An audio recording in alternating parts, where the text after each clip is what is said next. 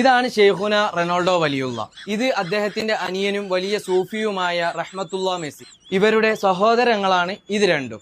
ഒന്ന് ആലിമുൽ അല്ലാമ ഷെയ്ഖ് എംബാപ്പെ, ഒന്ന് ഷെയ്ഖ് നെയ്മറുദ്ദീൻ ഖാദിരി. ഇങ്ങനെയൊക്കെയാണ് വരാൻ പോകുന്ന ഫുട്ബോൾ കാലം എന്നാണ് ഈ മൂന്ന് മഹാന്മാരും ഈ ഒരു മഹദിയും പറഞ്ഞു വെച്ചിട്ടുള്ളത്. ഫുട്ബോളിലൂടെ ഇസ്ലാമികത കടത്തിവിടാൻ ഇപ്പോഴല്ല ഇസ്ലാം ശ്രമിച്ചു തുടങ്ങിയത്. ഇസ്ലാം ശ്രമിച്ചു തുടങ്ങിയിട്ട് വർഷങ്ങളായി. അടുത്ത ഫിഫ വേൾഡ് കപ്പ് റാങ്കിങ് എങ്ങനെ എടുക്കണ അറിയാം നിങ്ങൾക്ക്? തെജ്വീദ് അനുസരിച്ച് ഖുർആൻ ഓതാൻ അറിയോ? ടീമിന്റെ മെമ്പേഴ്സിന്, അതായത് പ്ലേയേഴ്സിന് തെജ്വീദ് അനുസരിച്ച് ഖുർആൻ ഓതാൻ അറിയോ?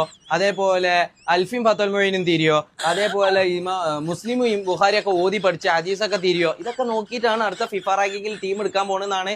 എടോ, അറ്റ്ലീസ്റ്റ് നിങ്ങൾക്ക് തിന്നാൻ ചോറും കഞ്ഞി നിങ്ങൾ തിന്നുന്നില്ല, ഓക്കെ സമ്മതിച്ച്. ചാണകം തിന്ന് ജീവിച്ചിന്റെ ഇടയ്ക്ക് നിങ്ങളൊരു കാര്യം ചെയ്യും, രാവിലെയും വൈകുന്നേരവും ഈ പോത്തും പശുവൊക്കെ ഞങ്ങളെ നാട്ടിൽ തിന്നണ ഒരു തകിട് പുണ്ണാക്കെന്ന് പറയുന്ന സാധനം, അതൊക്കെ ക്ലാസ് വെച്ച് എന്നും രാവിലെ കലക്കിട്ടെങ്കിലും കുടിച്ച് ഇന്നാലെങ്കിലും നിങ്ങളൊക്കെ തലച്ചോറ് എന്തെങ്കിലുമൊക്കെ ഒരു ദിവസമായിട്ട് നന്നായി കിട്ടുമല്ലോ എന്നാണ് ആലോചിച്ചത്.